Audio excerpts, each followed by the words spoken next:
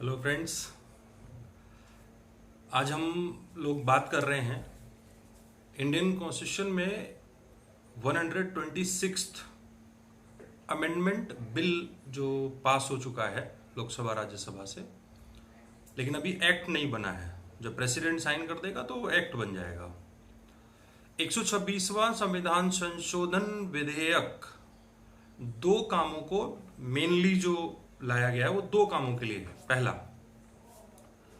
इससे SC ST को लोकसभा में और राज्यों की विधानसभाओं में रिजर्वेशन मिलता है और वो 25 जनवरी 2020 तक था, तो उसको आगे एक्सटेंड करना था।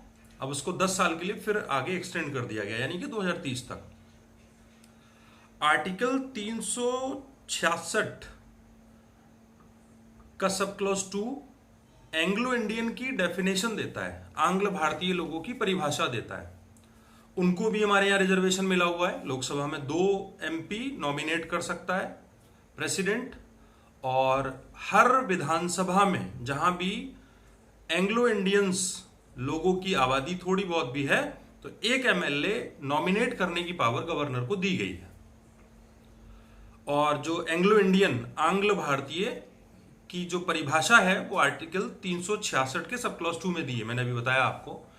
तो 366 ये कहता है कि एंग्लो इंडियन उनको माना जाएगा जिसके फादर की साइड से कोई भी किसी भी जनरेशन का अगर भारत में नॉर्मली रह रहा है, जनरली आजादी के बाद से रहता चला आ रहा है, तो उनको एंग्लो इंडियन माना जाएगा।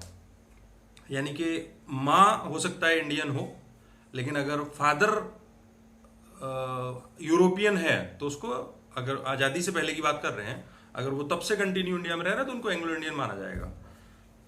जैसे ममता बनर्जी की पार्टी में डेरेक ओब्रायन है, एमपी हैं वहीं के, और भी बहुत सारे लोग हैं। तो इन दो कामों के लिए, यानी कि एंग्लो इंडियंस के रिजर्वेशन को एक्सटेंड करना था या खत्म करना था, या एससी एसटी का रिजर्वेशन एक्सटेंड करना था या खत्म करना था, तो एससी एसटी का रिजर्वेशन अब 10 साल के लिए आगे बढ़ा दिया गया 2030 तक के लिए। किस संविधान संशोधन से? 126वां संशोधन विधेयक है, बिल है, ध्यान रखना। अब ये 126वां बिल है, ये जब प्रेसिडेंट असेंट कर देगा तो होपफुली ये 105वां संविधान संशोधन अधिनियम बनेगा, 105वां कॉन्स्टिट्यूशनल अमेंडमेंट एक्ट। हमें मेनली एक्ट के बारे में ही जानना होता है, बिल जब तक न्यूज में रहता है, साइन होने से पहले, तब तक चर्चा में रहता है। तो आप ध्यान रखना, 126वां संविधान संशोधन विधेयक है और 105 ये अमेंडमेंट एक्ट बनेगा जाके, ठीक है। अब एससी एसटी का रिजर्वेशन बढ़ाया है, लेकिन एंग्लो इंडियंस की जो सीट्स थी, 2 सीट लोकसभा में, वो खत्म कर दी गई हैं, और हर राज्य में एक एक एमएलए को नॉमिनेट करने की पावर दी गई थी वहां के गवर्नर्स को। ऐसे 14 राज्य थे जिसमें एक एंग्लो इंडियन नॉमिनेट एमएलए के तौर पे गवर्नर करता था। फिलहाल उसमें यूपी भी शामिल है। अब वो अबॉलिश कर दिया गया है। अब एंग्लो इंडियंस का नॉमिनेशन नहीं होगा, क्योंकि वो आमतौर पे इंडियन सोसाइटी में लगभग रम गए हैं, घुल मिल गए हैं, तो अब जरूरत नहीं है रिजर्वेशन की। अच्छा, रिजर्वेशन की बात कौन कौन सा आर्टिकल करता है? तो ध्यान रखना, लोकसभा में एससी एसटी का रिजर्वेशन आर्टिकल 330 में दिया गया है।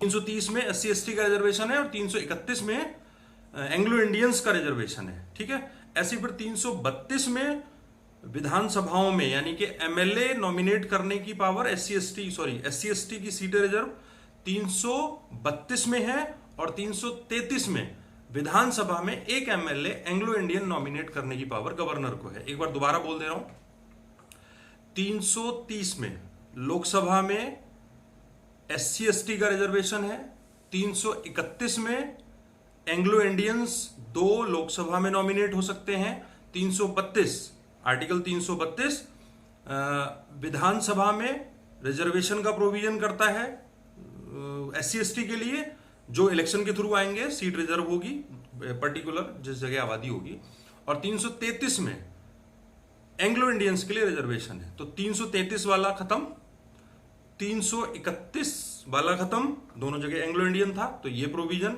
इन पे असर पड़ेगा।